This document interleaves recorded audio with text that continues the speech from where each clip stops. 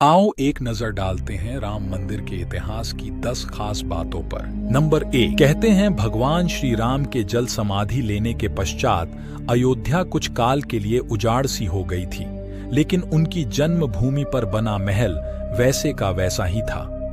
भगवान श्री राम के पुत्र कुश ने एक। नंबर 2, इस निर्माण के बाद सूर्य वंश की 44 पीढ़ियों तक अस्तित्व आखिरी राजा महाराजा बृहदल तक अपने चरम पर रहा। कोसल राज बृहदल की मौत महाभारत के युद्ध में अभिमन्यु के हाथों हुई थी। महाभारत के युद्ध के बाद अयोध्या उजड़ सी हो गई, मगर श्री राम जन्मभूमि का अस्तित्व फिर भी बना रहा। नंबर 3, इसके बाद यह उल्लेख मिलता है कि ईसा के लगभग 100 वर्ष पूर्व उज्जैन के चक्रवर्ती सम्राट विक्रमादित्य को इस भूमि में कुछ चमत्कार दिखाई देने लगे। तब उन्होंने खोज आरंभ की और पास के योगी और संतों की कृपा से उन्हें झांत हुआ कि यह श्री राम की अवध भूमि है। उन संतों के निर्देश से सम्राट ने यह एक भव्य मंदिर के साथ ही कूप, सरोवर, महल आदि बनवाया। कहते कि उन्होंने श्री राम जन्मभूमि काले रंग की कसौटी पत्थर वाले 84 स्तंभों पर विशाल मंदिर का निर्माण कराया था। नंबर 4, विक्रमादित्य के बाद राजाओं ने इस मंदिर की समय समय पर देख रेख की। उन्हीं में से एक सूंघ वंश प्रथम शासक पुष्यमित्र सूंघ ने भी मंदिर का जीर्णोद्धार करवाया था।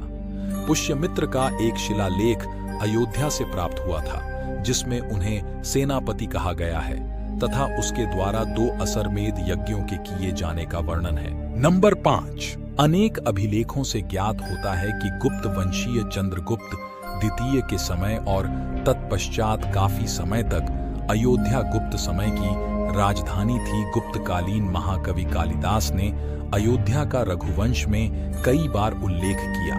नंबर 6, इसके बाद कहते हैं कि चीनी भिक्षु फा हियान ने यह देखा कि बौद्ध मठों का रिकॉर्ड रखा गया है। यहाँ पर 7वीं शताब्दी में चीनी यात्री हेनत संग आया था।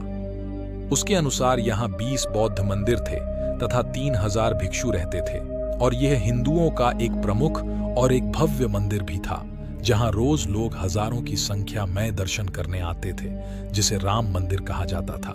नंबर 7, इसके बाद ईसा की 11वीं शताब्दी कन्नौज नरेश जयचंद आया तो उसने सम्राट विक्रमादित्य के शिलालेख को उजाड़ कर अपना नाम लिखवाया।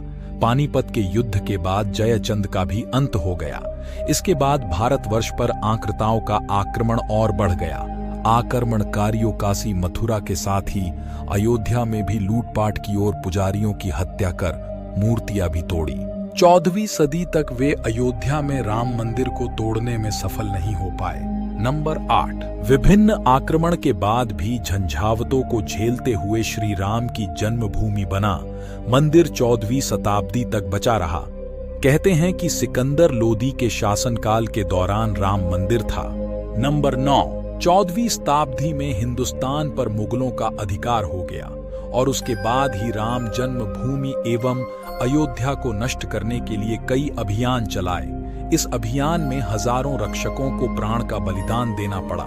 मंदिर की रक्षा के लिए जहां हिंदू अखाड़े के साधुओं को शाहिद होना पड़ा, वहीं गुरु गोविंद सिंह की निहंग सेना ने भी मुगलों की सेना से राम जन्मभूमि की रक्षार्थ युद्ध किया था। इस युद्ध में गुरु गोविंद सिंह जी की निहंग सेना को चिमटाधारी सेना का साथ मिला। कहते हैं कि मुगलों की सही सेना के हमले की खबर जैसे ही चिमटाधारी साधु बाबा विष्णवदास को लगी तो उन्होंने गुरु गोविंद जी से मदद मांगी और गुरु गोविंद जी ने तुरंत सेना भेज दी।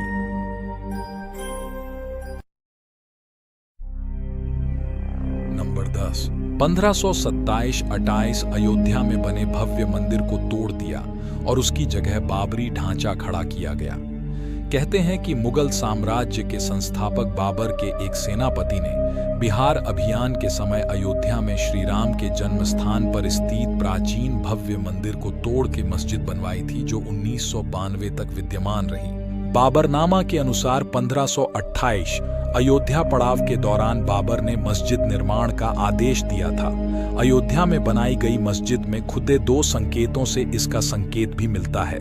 इसमें एक खास तौर से उल्लेखनीय है, इसका सार है जन्नत तक, जिसके न्याय के चर्चे हैं। ऐसे महान शासक बाबर के आदेश पर दयालु मीर बकी फरिश्ते की इस जगह को मुकम्मल रूप दिया। हालांकि यह भी कहा जाता है अकबर और जहांगीर के शासन काल में हिंदुओं को यह जमीन एक चबूतरे के रूप में सौंप दी थी, लेकिन क्रूर शासक औरंगजेब ने अपनी पूर्वज बाबर के सपनों को पूरा करते हुए भव्य मस्जिद का निर्माण कर उसका नाम बाबरी मस्जिद रख दिया था।